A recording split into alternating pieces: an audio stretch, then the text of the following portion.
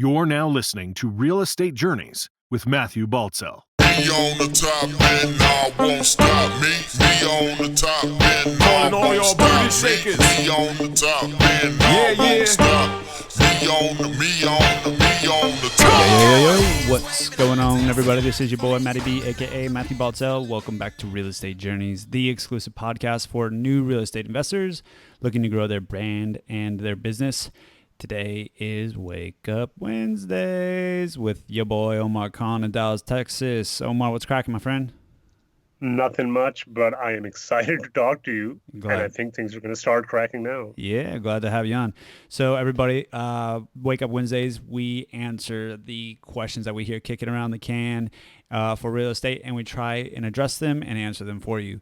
So one of the questions that we have come across this week is how to properly leverage a property. Omar, what would you say to that? See, that's a controversial question, right? Because I can put my, say, finance guy cap on and tell you there is no one proper way, because a lot of this is determined by your business plan, what you as a sponsor or investor are comfortable in investing, and basically what's your track record been, right? So if you've done something, have you been successful at it? Do you know what the ins and outs are and all of that? So in my particular case, I can tell you safely that I think it's very project dependent and business plan dependent. But I do know, for instance, certain sponsors who say, oh, I'll always do a bridge loan because they get maximum leverage, or I'll always do an agency loan because supposedly it's the safest loan out there, right? Because it's long-term fixed rate debt. And the point that I have is, look, for instance, if you're buying a distressed asset, right? Mm-hmm. Where, for instance, it's in a great market, great potential, rents are below market, but there's a lot of deferred maintenance, right? What do you do there? What you do there probably is that you're going to come in, and typically what you'll do is you'll get a bridge loan, which is usually a higher leverage loan, and typically you get 100% of the proceeds as well for renovation. And you're going to come in and just go crazy the first 12 to 18, 24 months, right? In implementing your business plan, rehabbing, redoing everything, and then refinance into permanent agency debt. Mm-hmm. Right? Now that's one way. But for instance, let's assume you have an asset, say a core asset, a stabilized asset where there's not a lot of deferred maintenance. Most of the value add, say as an example, rehab renovation project is done, and then it's just chugging along very nicely. Yeah. In that particular case, the reason why potentially you should come in and put fixed rate, long-term agency debt is because if you think about it, the asset is already not underperforming or not significantly underperforming. So there's no use to kill yourself by getting higher leverage and just busting your ass for no reason. But again, like I said, a lot of these things are also dependent on the sponsor, because I know personally, and there's nothing wrong with this approach, by the way. I know a lot of sponsors right now, they say, oh, I'll only do fixed rate long-term debt. And you're like, dude, you're buying distressed assets. There is $3 million of deferred maintenance here. Mm-hmm. How in the world are your numbers going to make sense? So you know what people start doing when they just say, okay, I'm just going to get agency or I'm just going to get bridge. What they start doing is they start playing around with the numbers to meet the return targets. So now what you're doing is, whereas you said, oh, I get the best quality debt potentially by going fixed rate, now you're totally screwing up with the numbers on the underwriting to make your numbers still look good. And right? when you say playing around with the numbers, can you explain to people what you mean by that? Are you talking about like taking maybe not doing repairs and to get meet returns for investors? Is that what you're referring to? Yeah, look, that's one very good point. Or for instance, what you're doing is in your underwriting, at least you're showing, because maybe you've convinced yourself this is reality, that there's more rent upside than is possible, or in the expenses are going to be way lower than you expected, than realistically is going to be possible. Because look, you got to realize from the sponsor's point of view, eventually the point is to make money, right? Mm-hmm. So if you get, say, whatever debt you get, but your returns are going to be so low that it's not going to help you stand out in a crowded field, well, your project isn't going to get funded. So what do people do? People say, oh, I only get fixed rate debt, as in this particular case. But because it's messed around with the numbers all the way, now the project looks good, but it only looks good on paper. You realize? So instead of, say, going one direction or the other and having a firm opinion on fixed or floating rate debt, I think what matters, again, as we said at the start, what matters is, for instance, what is your business plan? Mm-hmm. What is the asset like? What are you going to do with this thing? And from there on in, then you can decide, because what you can't have is a tail wagging the dog, right? So what you can't have is debt wagging your deal, essentially. The deal in and of itself has to make sense first. And once the deal has made sense, once you understand the ins and outs of the deal, then you can start looking at your financing options. What you can't look at is financing options first, deal second. I was just thinking about this. You know, I mean, obviously I'm teamed up with, you know, you, and we have a great team going. When you're talking about people fudging the numbers and, you know, tail wagging the dog, whatever, however you want to look at it, do brokers care at all as long as they kind of No. close the deals? Like I'm saying, like, No, I'm thinking like they don't care.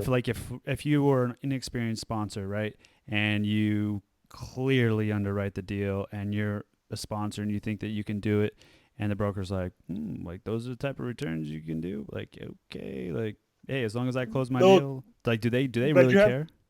No, so you have to realize they don't really necessarily care about the returns you're going to get, Uh-huh. but what they will ask you possibly is, look, how did you underwrite the taxes? Right? Because to give you an example, because taxes is one of the biggest line items on basically your P&L. And the reason for that is because most newbie sponsors might write taxes very aggressively in the sense that there's going to be low taxes.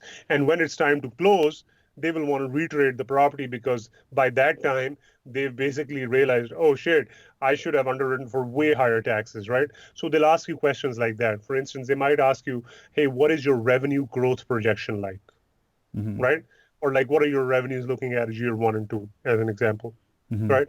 Again, the reason what they're doing it is because just because you've convinced yourself, rightly or wrongly, that you're going to hit a number, at least on paper, doesn't actually mean you're going to hit that number, right? And what people don't want to do is that they don't want to get, say, 5 days before this deal is about to close, and then some newbie sponsor comes out and says, well, oh, I didn't really calculate taxes properly, and now all my returns, or for instance, all my deal is upside down, so I'll have to retrade, and hey, can you knock $1 million off the price?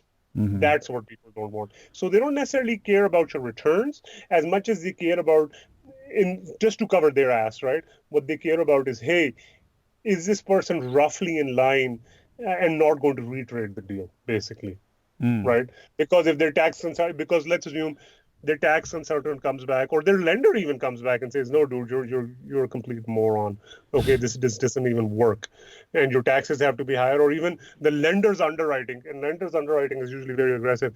If you're even under the lender's underwriting, as in even you're more, out there than the lender's underwriting, then the lender might force your hand by not giving you enough loan proceeds, in which case most newbie sponsors will come back with their tail behind their leg, tucked between their legs, asking for a retrade. And at that moment, when you spend like 2.5, 3 months on a deal, the last thing you want is for things to fall apart just because some guy didn't have his shit together. So let me ask you, could you answer the question this way? How to properly leverage a property?